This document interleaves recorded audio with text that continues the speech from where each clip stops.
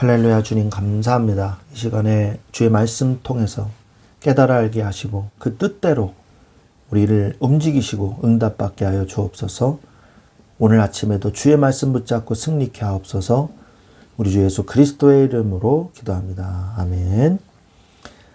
네, 오늘 말씀은 역대상 23장입니다. 역대상 23장 30절 32절 세 절을 같이 보겠습니다.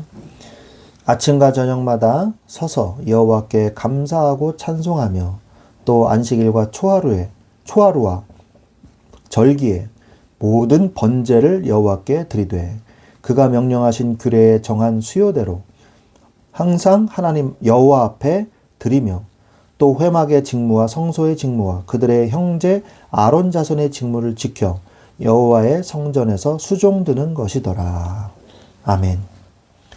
네, 오늘 23장의 전체적인 내용을 좀 보면 다윗이 나이가 많아서 이제 솔로몬을 후계자로 세운 뒤에 레위인들의 이제 좀 행정적인 부분을 제도를 손보는 그런 내용들이 나옵니다.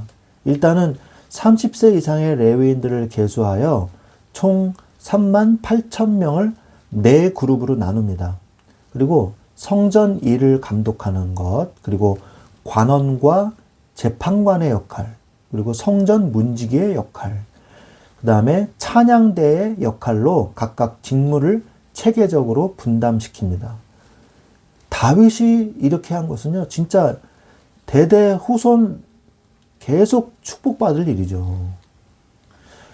너무 잘한 일이죠. 그래서 레위의 세 아들인 게르손, 고핫, 무라리의 계보를 따라서 각 가문의 족장들을 상세히 기록하여 성전 봉사의 질서와 연속성을 확립하게 되죠. 그리고 언약궤가 성전에 영구히 이제 안치될 것이기 때문에 더 이상 궤를 운반할 필요가 없어진 레위인들의 직무가 재정의됩니다. 새로운 일을 맡겨야죠.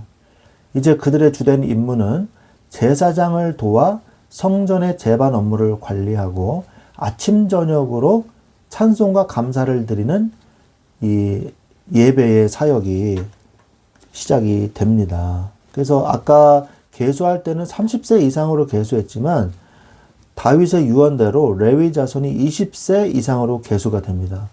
그래서 숙련된 사람들이 필요했지만 이제는 더 많은 수의 인원이 이제 성전이 성막이었던 규모랑 성전이었던 규모랑은 완전 차원이 다르거든요. 그리고 인구도 엄청나게 늘어났기 때문에 많은 레위인이 필요로 하거든요. 현직 레위인이 필요해요. 그래서 20세 이상으로 이제 계수를 하기 시작합니다. 자, 오늘 말씀을 통해서 우리는 어떤 응답을 받아야 되겠습니까? 우리가 성막에서 성전으로 넘어가면서 많은 것들이 바뀌지만 바뀌지 않는 신앙의 본질이 있어요. 우리가 그것을 깨달아야 됩니다. 성막에서 성전의 시대로 넘어가면서 성막 시대는 어땠어요? 이동하는 성전이죠. 그래서 출애굽기 40장 36절에 보면 성막을 만들라고 말씀하시는 내용이 나오죠. 하나님의 임재의 상징이었습니다. 그래서 출애굽기 25장 8절에 내가 그들 중에 거할 성소를 그들이 나를 위하여 짓되. 그래서 하나님의 임재의 상징이었던 것이죠. 또한 성막시대는 언약궤 중심의 시대였습니다.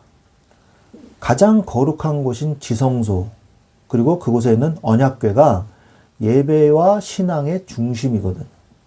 자, 그런데 이제 성전 시대는 어떻게 바뀌었냐? 고정된 예배 장소예요. 움직이지 않습니다. 다윗에 의해 예루살렘의 한 장소로 예배 처소가 이제 고정되게 됩니다.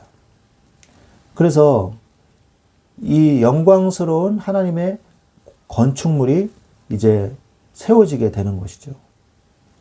또한 안정된 제사 제도가 이제 다시 시작이 되게 됩니다. 사사시대 이후로 흔들렸던 여러 가지 제사 제도들이 완전히 정비가 되어서 제사장 그리고 레위인의 직무가 체계적인 반차 제도로 안정되게 된 것이죠. 이게 성전 시대의 이 특징들이거든요. 그래서 이에 따른 레위인들의 직무와 직책도 변화가 되게 됩니다. 그래서 직무가 확대돼요. 첫 번째, 성전 관리와 봉사.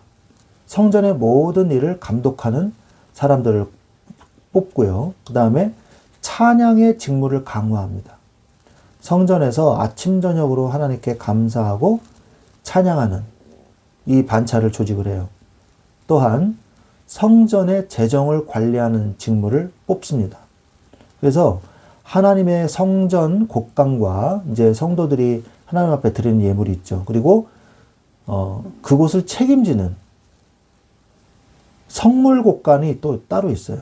성물 곡간은 아까 얘기한 전리품을 하나님께 앞에 봉헌 드렸을 때 그러한 것들, 성물 곡간을 책임지는 재정의 관리의 직무를 또 다시 만듭니다. 직무가 확대되죠. 그리고 조직이 정비가 돼요.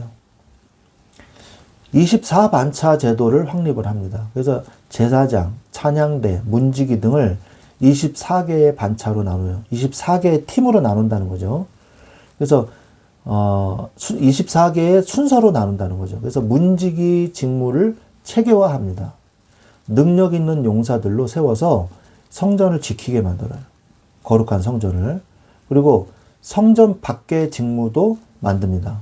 그래서 레위인들이 이제 인구가 워낙 이제 크기 때문에 전국에 다 흩어져서 성전 이외의 일을 맡아서 뭘 하냐? 행정적인 일들, 그 다음에 재판 업무, 그리고 교육, 이런 부분들을 이제 맡아가지고 율법을 가르치든지, 재판을 본다든지, 또 행정적인 업무들을 보게 된 것이죠. 이게 이제 나중에는 랍비 같은 역할을 하게 된 것이죠. 랍비가 그런 역할을 하고 있었던 거잖아요. 자, 그리고 연령 기준도 변경됩니다. 기존의 30세 기준은 광야 시대에서는 힘든 성막 운반을 위해서 30세 이상의 직무를만 감당했는데요. 20세로 하향을 조정해요. 그래서 성전 시대에는 직무가 바뀌어서 다윗의 명령에 따라 20세 이상으로 이렇게 조정되게 됩니다. 자, 이 성경 이 안에서도요.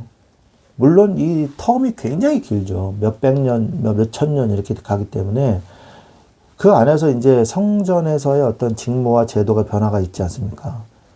오늘날의 교회는 어떨까요? 시대가 변해도요, 신앙의 본질은 불변합니다. 그래서 우리가 교회가 변화되어도 본질은 바뀌면 안 되는 것이거든요. 교회가 여러 가지 변화가 있죠. 예배의 형식이 변화되고요. 찬양 스타일도 계속 변화되고요. 온라인 예배 등 이번에 이 코로나 때문에 온라인 예배가 또 활성되지 않았습니까? 그러한 것으로 자꾸 변화가 돼요. 또한 성직자들의 직무도 변화가 됐습니다. 목회, 상담도 하고요. 예전에는 상담에 대해서 그렇게 강조가 안 되는데 상담이 무척 중요한 목회의 한 부분이 되었습니다. 그리고 행정적인 부분도 당연히 필요하고요. 미디어도 굉장히 중요하죠. 그래서 목회자의 역할이 다양해졌죠. 교회는 또 선교의 역할도 해야 되는데 선교 전략도 변화가 됐어요. IT를 이용해서 또 문화, 또 전문인 선교 등 새로운 이 선교 전략이 시대에 맞는 새로운 전략이 필요한 때가 되었죠. 그래서 이것을 잘 모르면 교회를 목회하는 데 매우 어려움이 있는 것입니다. 그러나 무조건 다 변화시킨다고 해서 좋은 게 아니에요. 변하지 않는 것도 있어요. 그게 뭡니까? 복음과 오직 예수 그리스도예요. 이건 변화되면 안 되죠. 구원의 유일한 길이신 예수 그리스도는 어제나 오늘이나 영원토록 동일하십니다. 히브리서 13장 8절 말씀처럼요. 그리고 또한 은혜와 믿음의 헌신도 변화되지 않아요. 은혜로 믿음을 통해 구원을 받고 감사함으로 헌신하는 삶의 이 원리는요, 변하지 않는 것이거든요.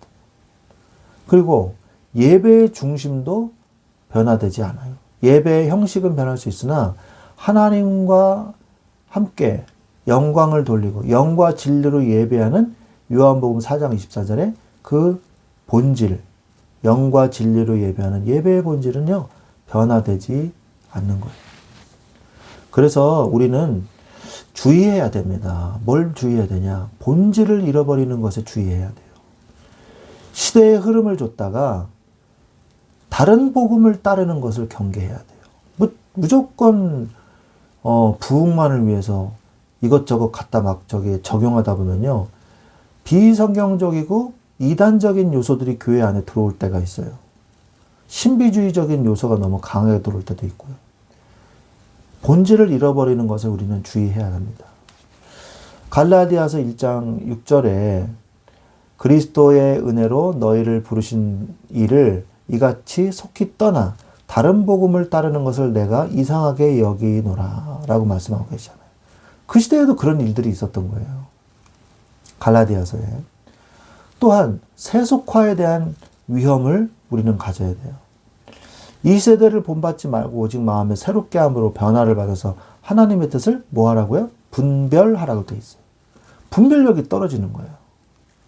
그래서 기준도 없이 막 하다 보면 세속화되어 버려서 심각한 문제가 오게 됩니다. 복음의 능력을 부인하는 거, 이것도 주의해야 돼요. 경건의 모양만 있고 능력은 부인하는 신앙을 경계해야 됩니다. 겉으로는 경건한 척하면서 속으로는 내용은 썩어 문드러진 목회자와 그런 교회 안의 모습들 너무 많거든요. 경계해야 돼요. 썩으면 잘라내야 돼요. 디모데후서 3장 5절에 경건의 모양은 있으나 경건의 능력은 부인하니 이 같은 자들에게서 네가 어떻게 하라? 돌아서라. 돌아서십시오. 그리고 교회를 지키십시오. 하나님의 나라를 위해서 본질은 지키고 시대에 따라 하나님의 이 나라를 확장하는 데 귀하게 쓰임받는 여러분과 여러분의 교회가, 우리 교회가 되기를 예수 그리스도의 이름으로 축원드립니다. 아멘.